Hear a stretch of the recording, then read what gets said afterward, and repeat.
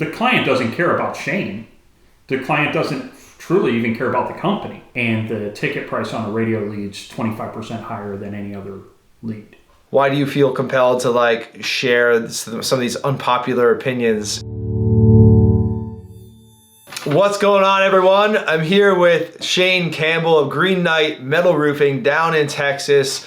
And I reached out to Shane, kind of a cold message to just kind of connect. He posts some really good content in the roofing Facebook groups, and he kind of titles his content Unpopular Opinion.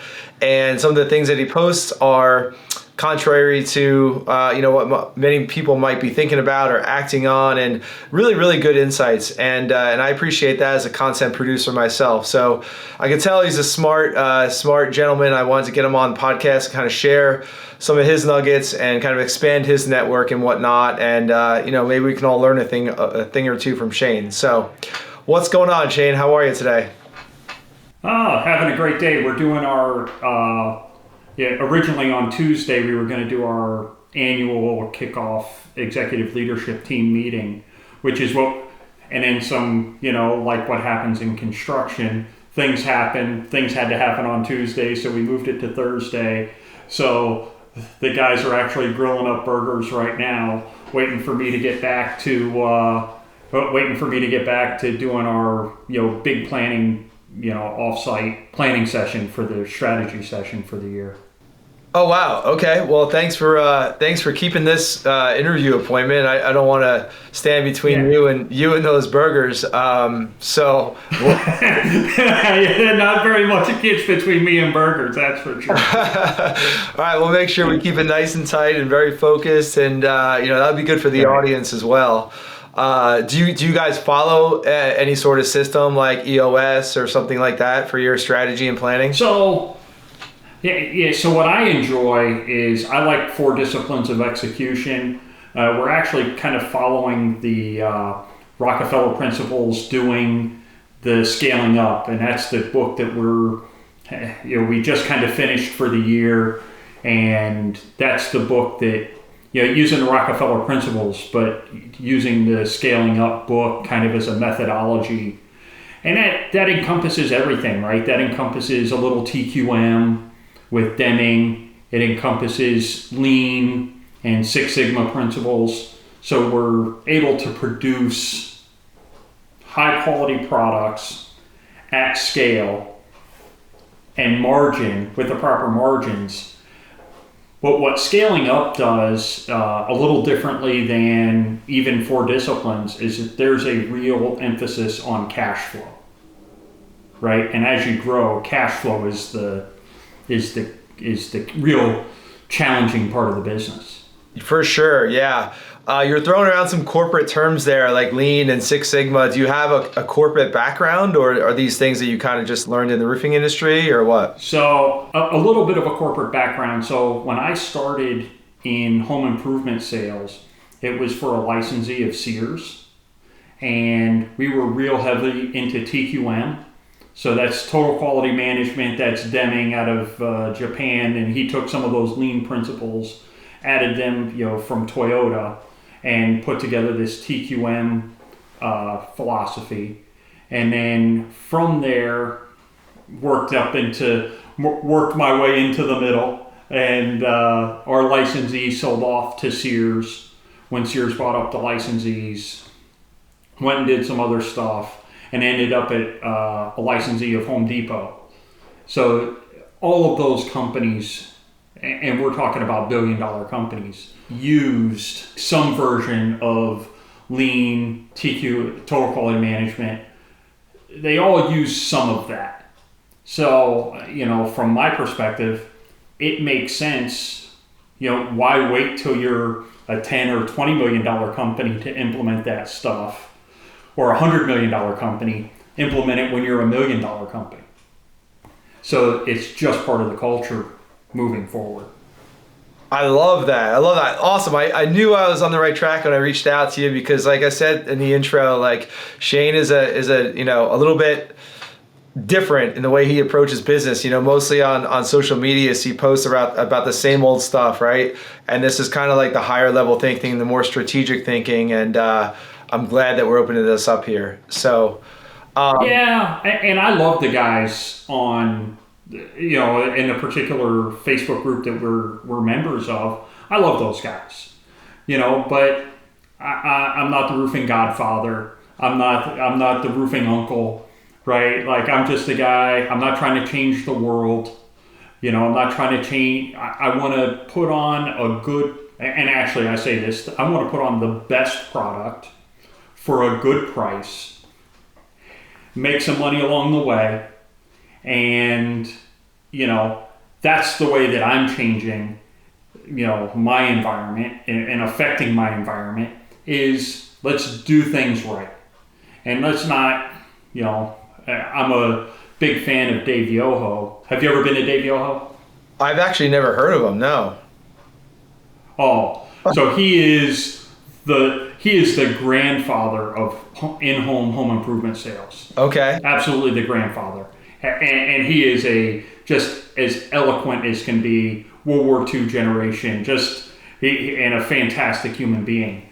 But, at the start of this meeting, and there will be, executives from, probably the smallest business. I was there as one of the smallest companies at, $1 million in revenue.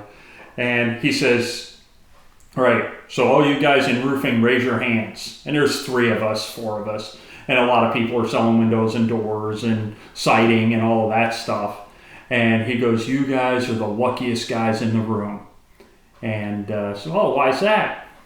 Because everybody asks. He goes, because look at what your competition is.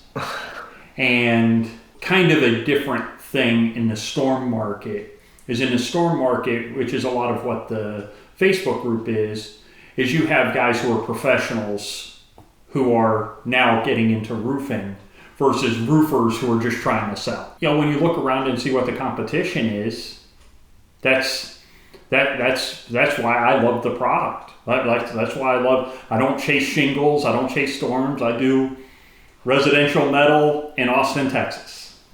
So that's awesome. That's a good little niche. Yeah, I mean, the roofing industry, there's not much of a barrier to entry, right? So there's a lot of, as most of us know, there's a lot of people that are great at selling that get into starting a roofing company. There's others that are great at, maybe the installation or the product knowledge or the project management that get into ownership. And there's just a whole bunch of different things to learn, as we kind of start out. So a lot of knowledge gap there, in my opinion, which is cool. Which is, we all learn. Like, I started out 9 years ago not knowing anything, and you learn along the way, and hopefully leverage the experience of some other people and whatnot. Yeah, my thing about that though is when you're selling a service to somebody and you don't have the knowledge, I don't care if you're selling widgets. I don't care if you're selling roofs.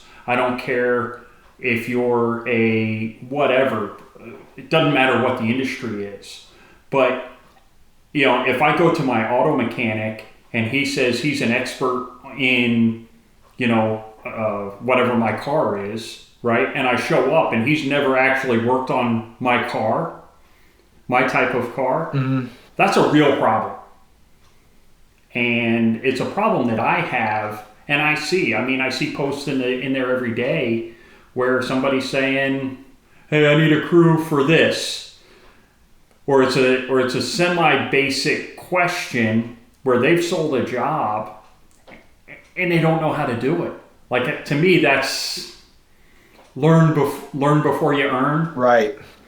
Learn what you're doing. I agree. Yeah. I mean, it's the whole, like, the fake it until you make it thing. Like, that you're dealing with someone's roof or someone's house or property. Like, there's a lot of money involved and risk. Like, don't sell something you can't back up. And I see in the Facebook groups too, also, you got guys asking those questions, and it's like, why don't you go to the company that you work for and ask them? Like, if you're working for a company that is not supplying you with that training, with that knowledge and information, to the point where you have to go into a Facebook group and ask a question about your job, like, that should be a red flag that something's wrong, right?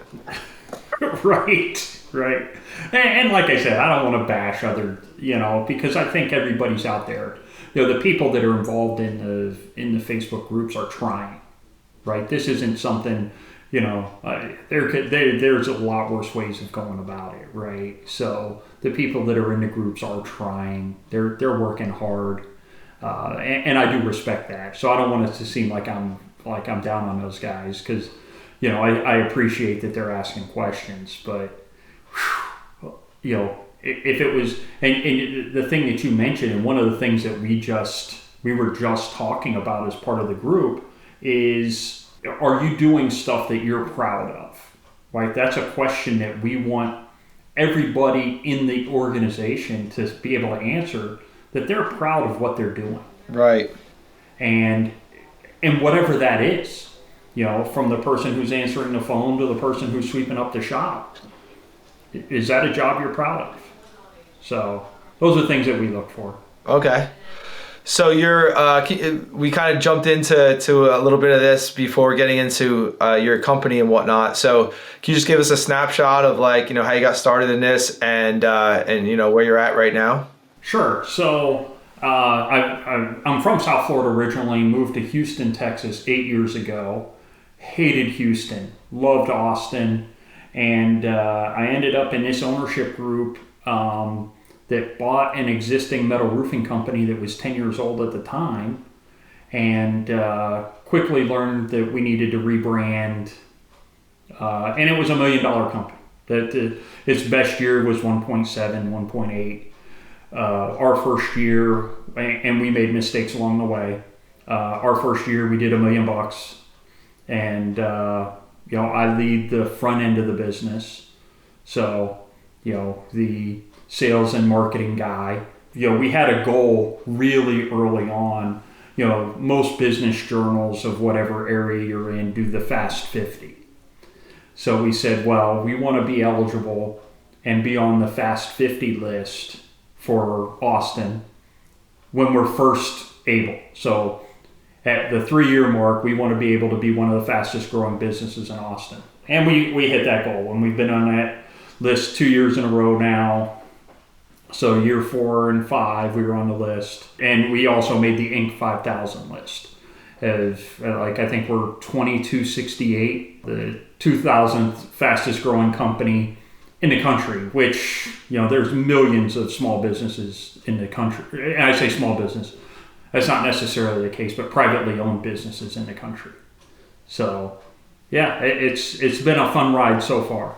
Wow, that's awesome. That's great. Congratulations on the Fast 50. I know that. Thank you. Well, Austin is, blowing up, and tons of companies there, tech companies and all sorts of companies. So it's not like it's not like you're, the fastest growing company in some random city in West Texas or something. It's, Austin is pretty robust. So that's great. So what are some of the, so you said you're a part of an ownership group. Is it you and a few other people, or what's that look like?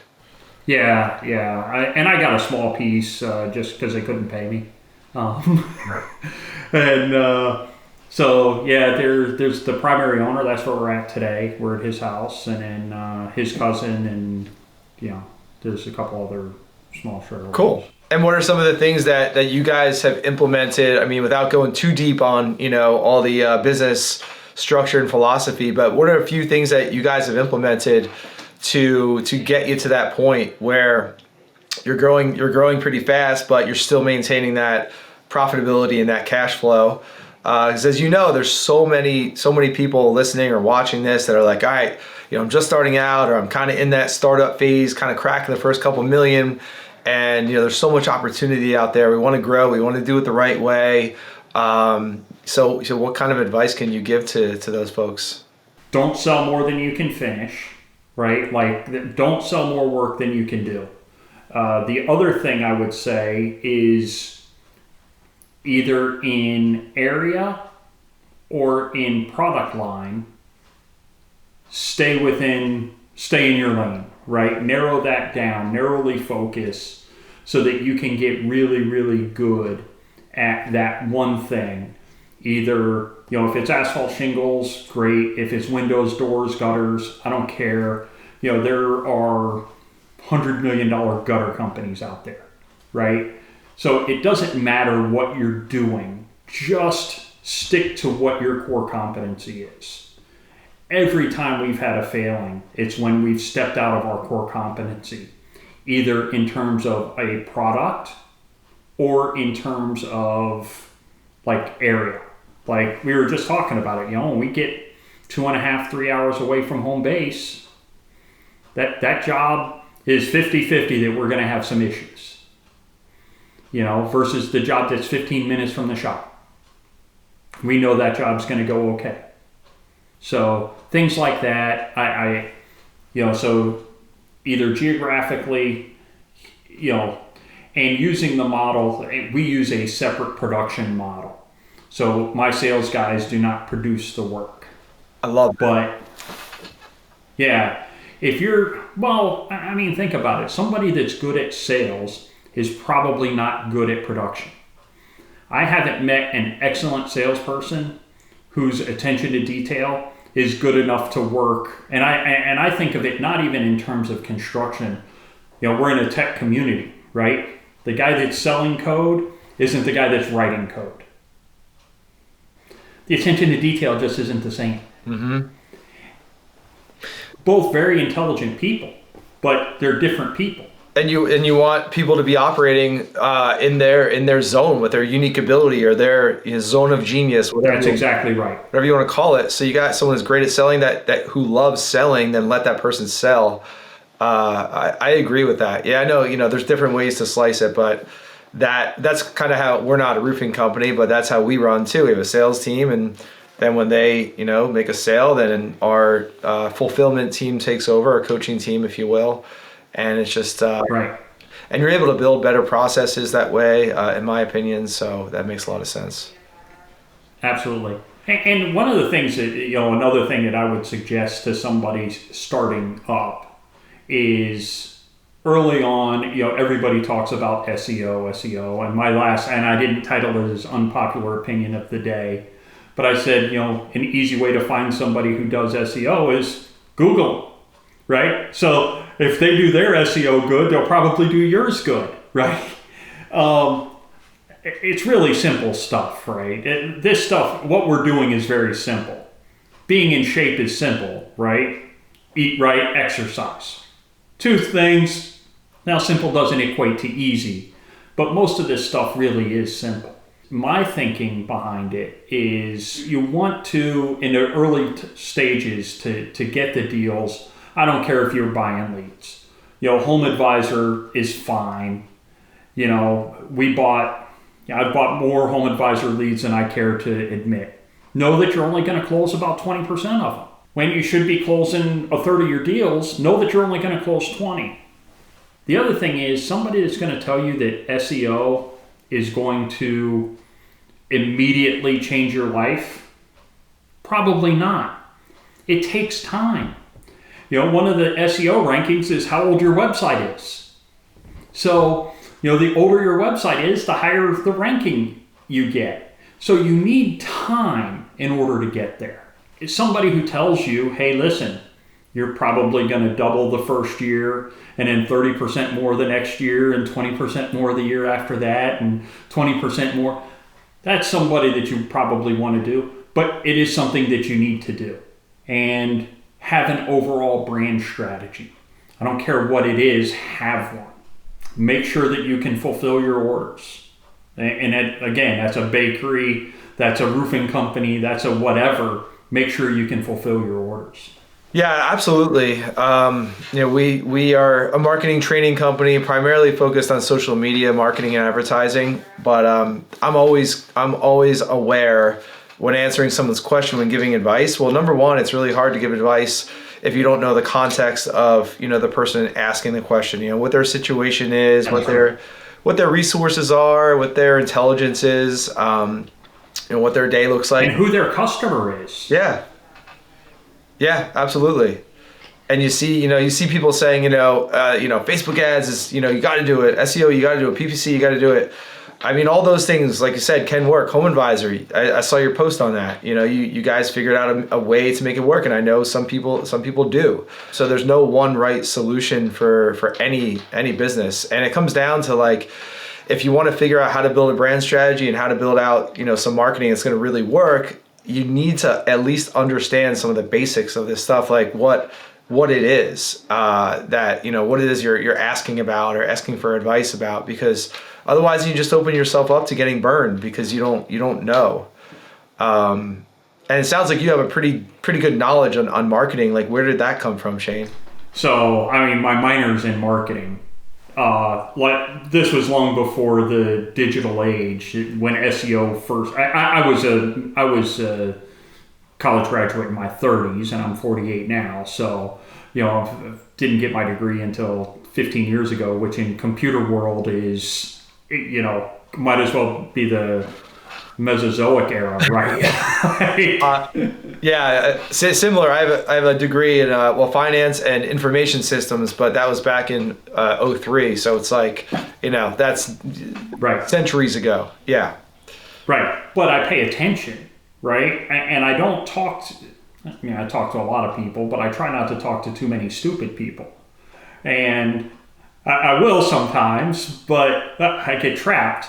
But no, I talk to smart people and hire smart people. I don't want to, one of the weird paradoxes about being in business is, the leadership team, the thing that the leader is the best at is probably the thing that the company is the worst at. The thing that happens is the leader's ego gets in the way of having the right people doing it. As much as I understand marketing, I'm not great at it. There's people out there like you who are great at what you do. As much as I know at a high level what you do, I'm not you. I can't do what you do. And it's understanding that. So it's hiring guys like you, or the person that I use for graphic design.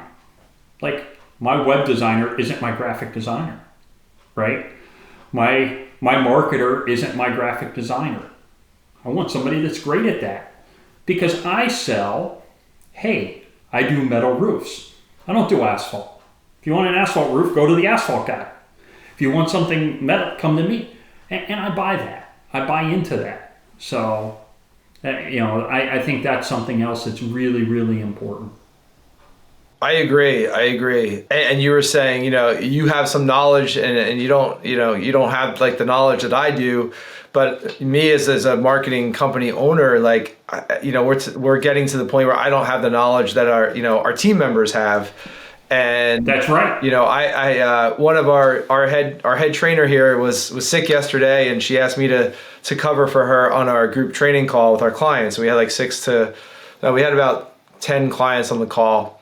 And I was a little nervous because I hadn't like led one of our client calls in that particular group on my own in a while. And so I prepared, and I was like, all right, I hope I can answer everyone's questions. And it was cool, and it was good to get in there.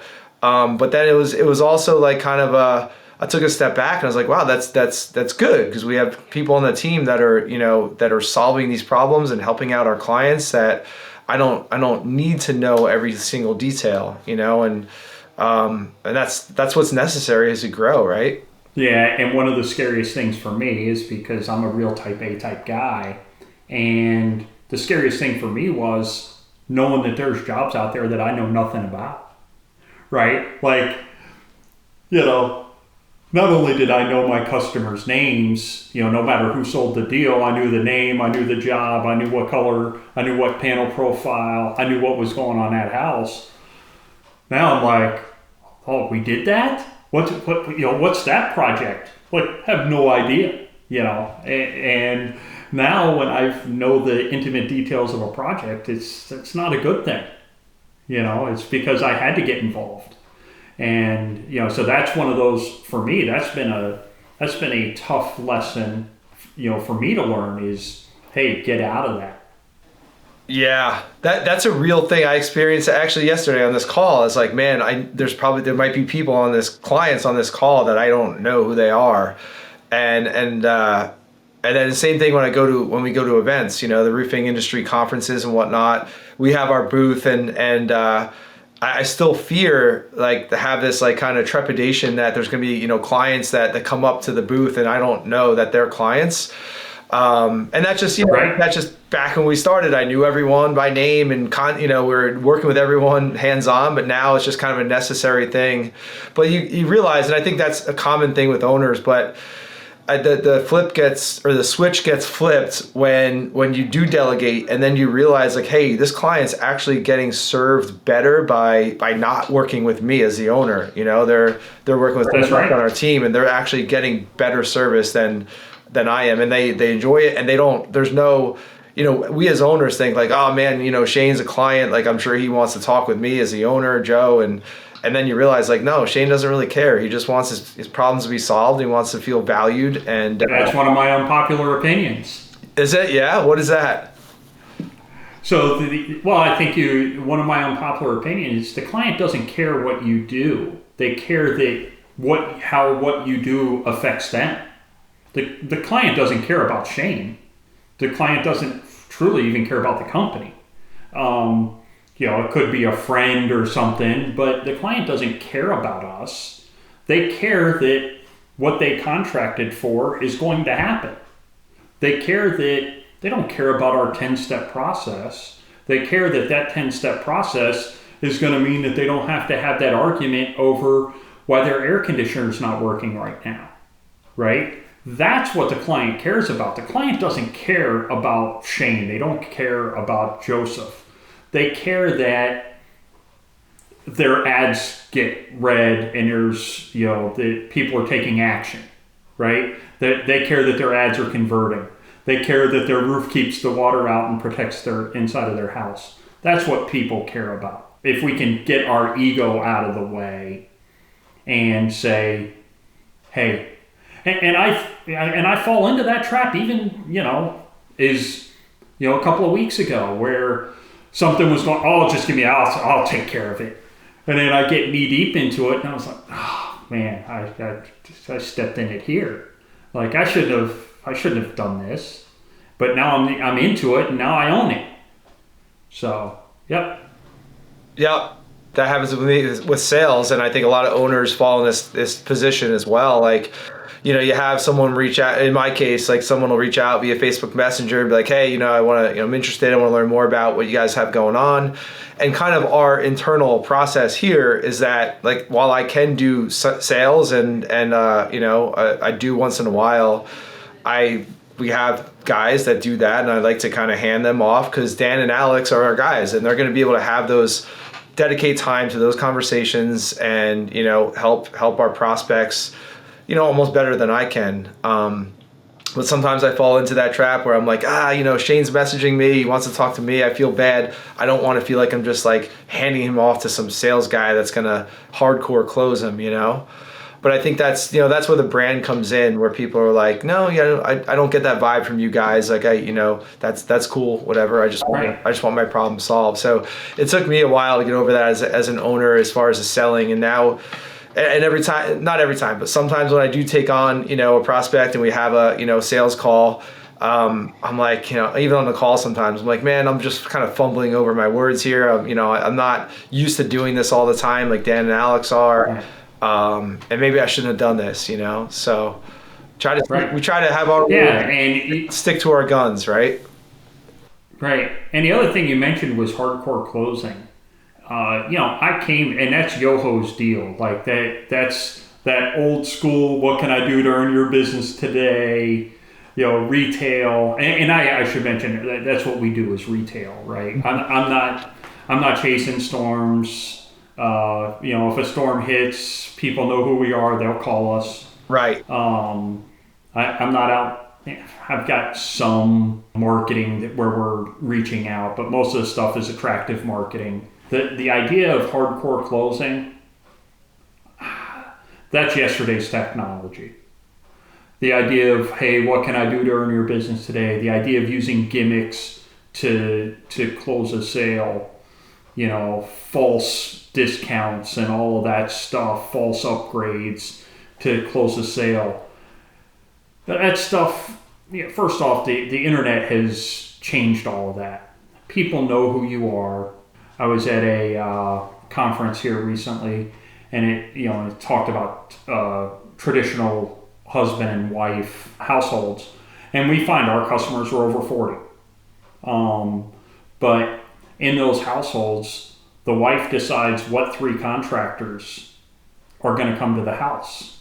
The husband may decide which of the 3 they hire, but if you're selling to the husband in your marketing, you failed, because your marketing, you got to make the top 3, and it's just that research, and people care about price in that. It's money coming out of their pocket, but it's value, right? Like, I'm 10% higher than the market, I think. But my costs are higher because of the things that we do to make sure that the roof gets put on and we don't damage your air conditioner and have to go through that process, right? So, but people are going to do the research. You uncover the needs, and it's Sandler more than it is the old hardcore closing, what can I do to earn your business today stuff. You uncover the need. You agree on the need. Then it's just budgetary after that. You agree on the need. You agree on the fit. I'm not a fit for somebody who's looking for an asphalt roof. So fine. I don't need, not every customer is my customer. Not everybody that needs a roof is my customer. So along that line, if you do that, you don't have to hardcore close. Hey, this is the need. This is the solution. We're who we both want to do business with each other. Here's the price. We can figure out, terms, but this is the price. Call me when you're ready. Now, it doesn't mean we don't keep in front of them.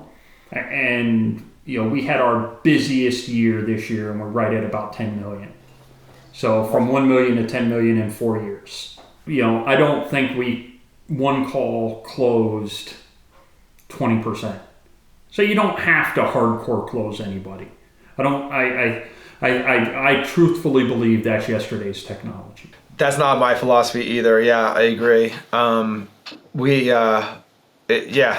lot to unpack there, but we had one this morning. We had a prospect who had a call with Alex here in our team, and I knew that this prospect came through one of the Facebook groups, and I prepped Alex. I said, hey, just to kind of set your expectations on this, because we do have some one call closes here for people that have been following me for a while. But I knew this guy had just found out about our company like 12 hours ago, right? Like last night. And so I said, Alex, just to set your expectation, like he has no idea who we are. Someone recommended us. So, have the conversation and, we'll see. And that's fine. Like we're not, we want people that are the right fit, that are excited to work with us, not that we're kind of pressuring in with like some kind of discount or something. Cause then that's exactly right. Yeah. Then you get buyers. Profitability is better. Everything is better. Everything is better when it's somebody who, I also didn't have 3 cancellations last year. To put that into perspective, 236 jobs I think we sold, maybe a little bit more. In retail, it was 236. We had some commercial and builder stuff, but had 0 cancellations. I think there might have been one that we didn't get HOA approval, and the person didn't want to fight the HOA over it. But that was it. You don't get cancellations. You don't get people stealing your contracts. You don't get people doing all of those things that people talk about. Like it doesn't happen when you do it that way. You sell good deals. So that makes sense. So I know people are going to be wondering, asking like, okay, and you mentioned 1 to 10 million. That's incredible. That's awesome, especially retail, right? We see it in kind of the insurance restoration all the time, but people are gonna be wondering like, what does that do to like, 0 cancellations? Does that due to like the brand, the inbound marketing that you're doing? Like, why is that? So a couple of things, right? First off, everybody that works for this company wears this shirt. So from the branding, from the vehicles that show up, my sales guys don't drive pickup trucks. We've got Nissan Muranos and Honda Pilots but they're labeled, they're not wrapped, but they're decaled and, full. And the supervisors are driving, marked vehicles. Everything is branded. Get a customer into the showroom. Everything, we own all of our equipment. We own our building. So what we're doing is we're reducing the risk of this customer cutting a $30,000 check and not getting what they signed on for. Yes. So the whole process is reducing the risk of, hey, we're putting on, I'm spending $30,000 and my average ticket price this year is like a little under $29,000. We're spending $29,000 on a roof. We want to make sure that what we're doing is working and we're going to get it. So what do you do to reduce that risk? So from where the leads come from, we did a piss poor job of referrals last year. Good awareness. This year, what's that? Good self-awareness. Yeah, no, it was piss poor. 2020 was piss poor, and 2020 was a good year for us, like everybody in construction. March, we didn't know if we were going to make it, but April hit and it was pouring gas on a fire. But we did not do a great job on getting referrals. So getting together and getting those referrals done, started working on a process of getting referrals. And we doubled our referrals in 2021. Our website is killing it. Think we had something like 700 leads that came from our website. So through SEO, not pay-per-click. We don't really spend any money on pay-per-click. But through the website, we've done really, really well. And I think our budget is $500 a month for a home advisor now, down from like $2,500. Cool. At its highest. So we'll still buy some home advisor leads. I think we had 130 home advisor leads. I think we had. Okay. But yeah, and like I said, we really did a good job of the referrals, and then it's all the other marketing stuff. The radio leads are relatively small in number, but they close at a super high percentage, and the ticket price on a radio lead's 25% higher than any other lead.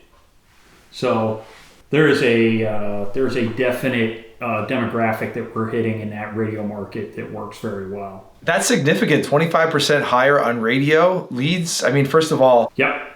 How are you tracking radio leads? Because that's one of those things that's more like, brand awareness and less lead gen. How do you track that?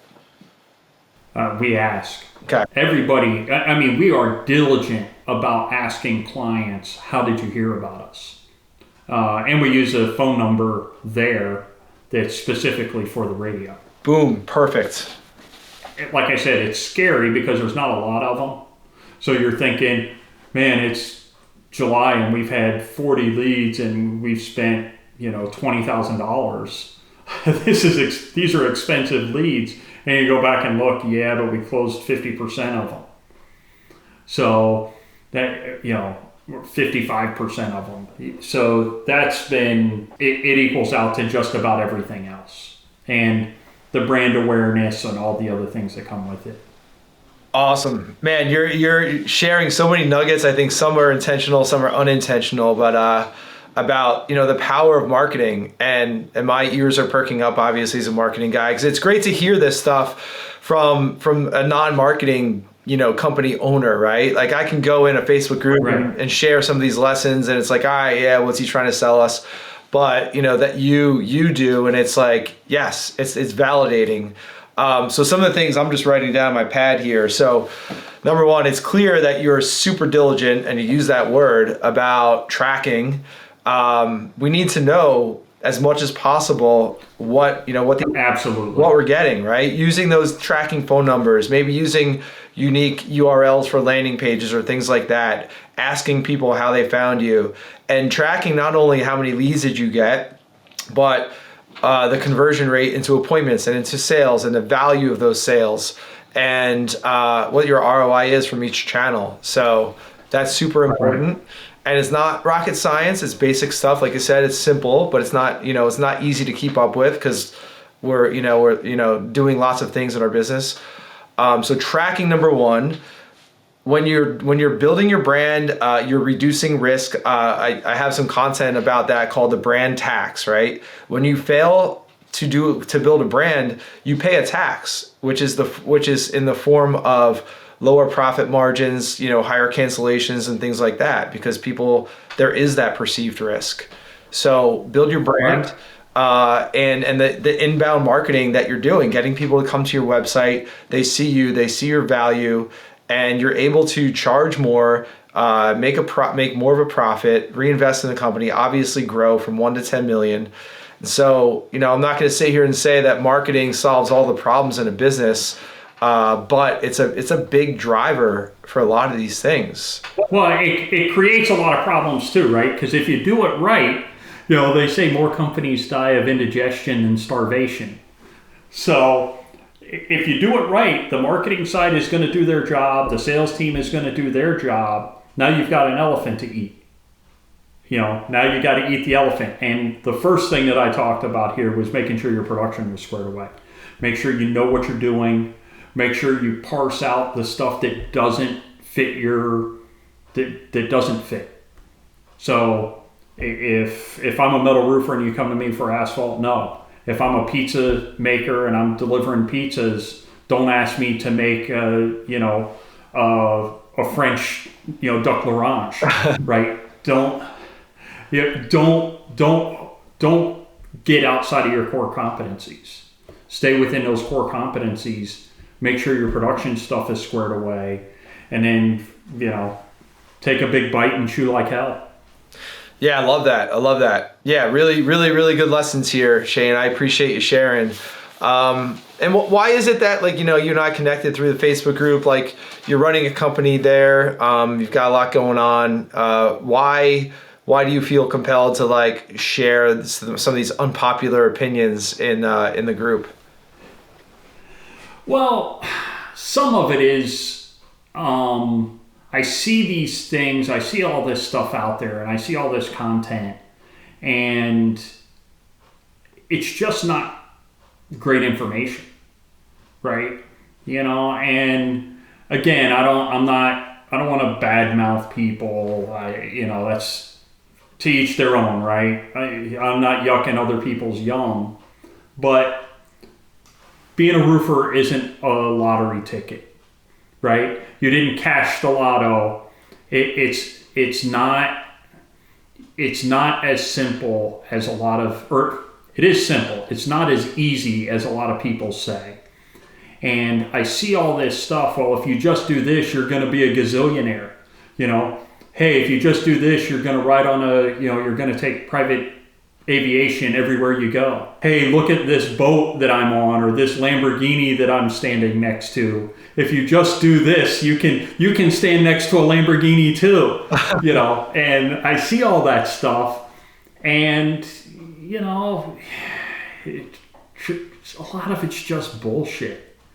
When I see it, and I see some marketer who's been a marketer for 3 days, saying, oh, if you just follow this, I'm going to make you.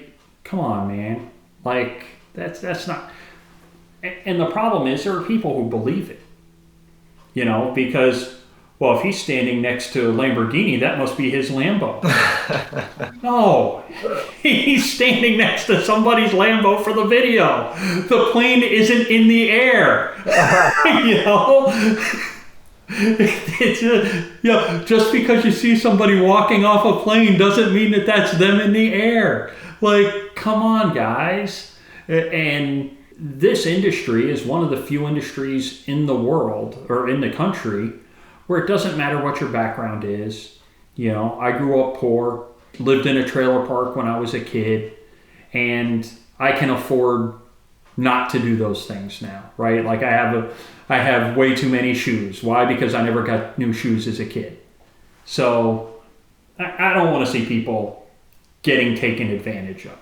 Cool. And